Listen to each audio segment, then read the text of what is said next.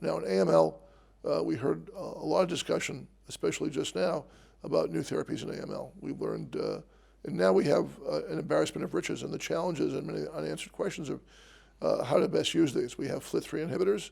We have midostaurin now to be used with chemotherapy in the upfront setting. Maybe quizartinib will be approved in a similar setting there. We have gilteritinib and probably quizartinib to be used in relapsed FLT3 patients. We have azacitidine plus venetoclax or decitabine plus venetoclax or low-dose Ara-C plus venetoclax to be used in our older unfit patients.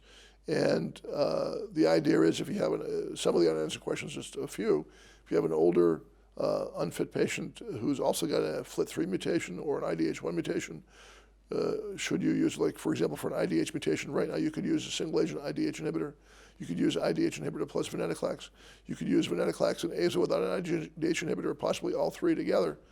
What should we do? We don't really know whether the mutations will inform on that category. That's just one example of many questions. We also, and finally, the third aspect that got a lot of attention yesterday, very exciting attention, about how we use measurable residual disease in AML. There are two chief ways, maybe three chief ways to measure disease beyond the level of the light microscope. One is flow cytometry to identify a signature of the leukemia cell that we can see, again, when the patient's in clinical remission. Two is PCR-based. If we have a target like NPM1 mutant AML, we can measure the NPM1 mutation very sensitively using PCR techniques, been validated by our British colleagues, Dr. Ivey and the late Dr. Grimwade.